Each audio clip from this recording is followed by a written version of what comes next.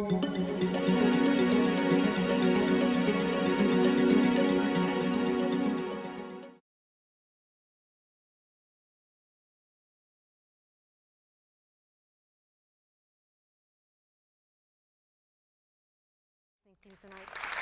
Thank you.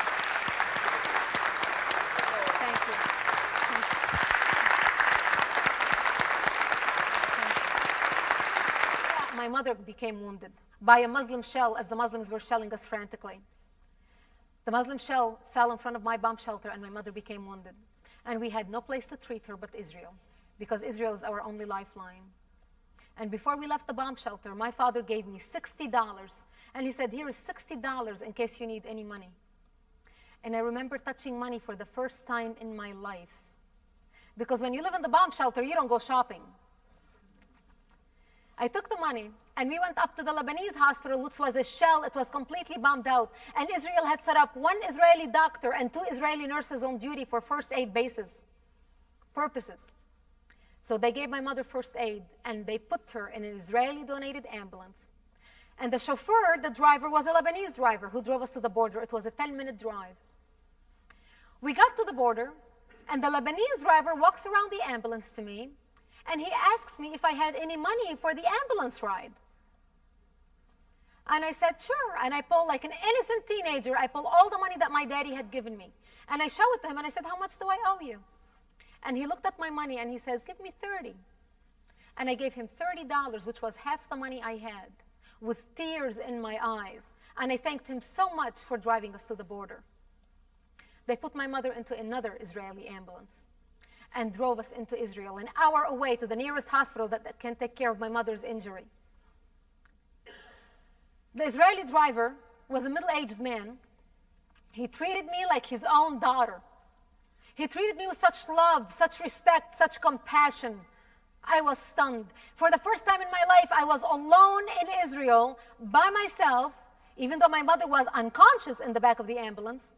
I was by myself in Israel with this man. And I was completely helpless, and I didn't know where I was going or what I was doing. And this man showed me such love and respect, such compassion.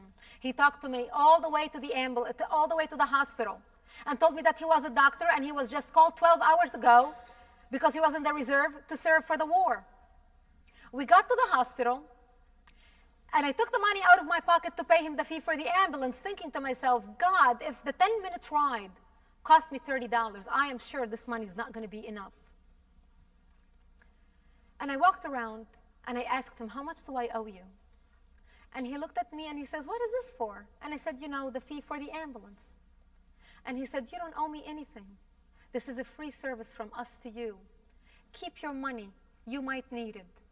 And I wish your mother a speedy recovery. And I hope all goes well for you. And I looked at that man, and I felt so thankful. I thanked him from the bottom of my heart. I was crying. I thought to myself, what an ethical man. What an honest man. This man could have taken my money and partied all night, and I would not have known the difference. He was a stranger to me. I was a stranger to him. Yet he didn't. And I became so angry because I realized the Lebanese driver, who's a friend of the family, stole my money. He robbed me. That was the first lesson I learned about the difference between the Israelis and the Arabs. Of all the countries in the Middle East, Israel is the only democratic country in the middle of them. They created the Palestinian problems. The Arabs created the Palestinian problems, and they finance it. So their peoples won't point the finger at them. So they can stay in power. So they can stay corrupt. Look at the Palestinian territories since 1995. With all the millions and millions that have poured into the Palestinian territories since 1995 to Yasser Arafat, nothing happened but the leaders got richer. Look at Yasser Arafat, a multimillionaire. Former Prime Minister Mahmoud Abbas has a $1.5 million villa in Gaza. How many people in Gaza do you know live in a $1.5 million villa? Of all the people in the world, the Palestinian people are the only people who live under their own leadership in refugee camps like rats. If the Palestinian leadership cared about its people, they would have taken those millions and built townhomes for them, at least let them live in dignity instead of refugee camps. But it's corruption that's eating the Arabic world. And let me tell you why, as an educated, civilized, intellectual Arab, I stand here proud to defend the state of Israel. Not because Israel helped my mother, not only because Israel saved my life. It is my duty as a civilized person to acknowledge civilization, to acknowledge advancement, to acknowledge democracy, to acknowledge the human beings and what they have contributed to the world.